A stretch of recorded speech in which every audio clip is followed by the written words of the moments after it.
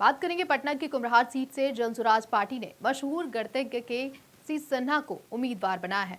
वहीं अगर कहा जाए के.सी. सिन्हा की, जहां पर एक शिक्षाविद हैं और पहली बार चुनावी मैदान में उतरे हैं, हमारी सहयोगी अपराजिता ने उनसे खास बातचीत की है। आइए सुनाते हैं उन्होंने क्या कुछ कहा है। वक्त हमारे साथ खास बातचीत में मौजूद हैं एक मशहूर गणितज्ञ के.सी. सिन्हा जी, जो जनसुराज से टिकट लेकर कुम्हरार की सीट पर इस बार चुनाव लड़ेंगे। सर, आपका बहुत बहुत स्वागत है टीएनपी न्यूज़ में। बहुत बहुत शुक्रिया और आपके माध्यम से आपके चैनल के दर्शकों को दीपावली और छठ की हार्दिक शुभकामनाएं। सर, आप ब्लैक बोर्ड से निकलकर, शिक्षा की दुनिया से निकलकर अब आपने राजनीति में कदम रखा है, तो क्या आपको चुनौतियों का सामना करना पड़ रहा है? क्या रणनीति आपने बनाई है? कैसे यहाँ की जनता को आप अपनी ओर आकर्षित करेंगे वोट देने के लिए?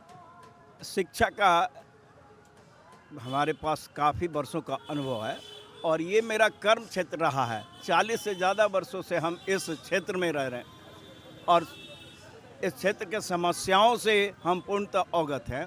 और शिक्षा का क्षेत्र तो सीमित होता है। जैसे कॉलेज का हम प्रिंसिपल पटना साइंस कॉलेज के थे, तो साइंस कॉलेज में हम कोई बदलाव ला सकते हैं, चेंज ला सकते हैं, सुधार ला सकते हैं।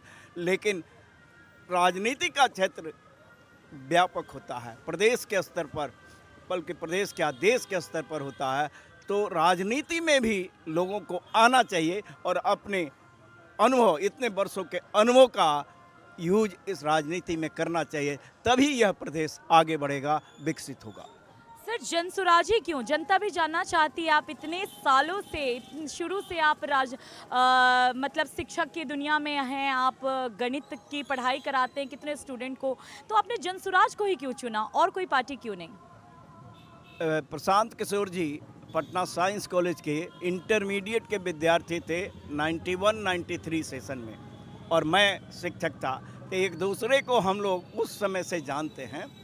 और 2022 में जब उन्होंने पद यात्रा शुरू किया तो उन्होंने कहा कि आप मेरे साथ आइए, बिहार में बदलाव लाने के लिए, बिहार की समस्याओं का समाधान करने के लिए, शिक्षा, रोजगार और पलायन को रोकने के लिए, शिक्षा स्तरीय बनाने के लिए, रोजगार और नौकरी योग्यता के अनुसार मिलना चाहिए। तो हमने कहा कि नहीं, अभी तो मैं वाइस चांसलर हूँ।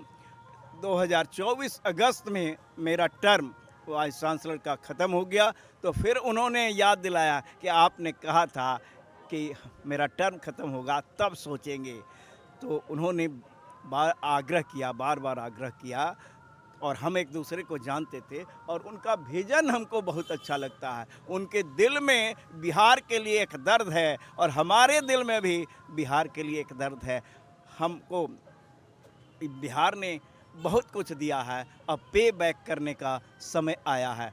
इसी को सोच करके और उनका शिक्षा, रोजगार और पलायन को रोकना, ये सब जो उनका विजन था, और विजन ही नहीं, वो बतला रहे हैं कि कैसे हम पूरा करेंगे। रोड मैप भी है। इससे हम आकर्षित होकर के हम दोनों एक दूसरे से हम 2 अक्टूबर 2024 को इसके स्थापना दिवस के अवसर पर मंच पर भी था, वहाँ से भी उद्बोधन हमने किया और शिक्षा के बारे में ही कहा, और वहाँ उस दिन से हम इस पार्टी से जुड़ गए हैं। अगर हम बात करें पक्ष की, सत्ता पक्ष की और विपक्ष की, तो लगातार उनकी तरफ से टिप्पणी यही आ रही है कि जनसुराज यानी प्रशांत किशोर जी वोट कटुआ के अलावा कुछ नहीं कर पाएंगे। इस पे क्या आपकी प्रतिक्रिया रहेगी?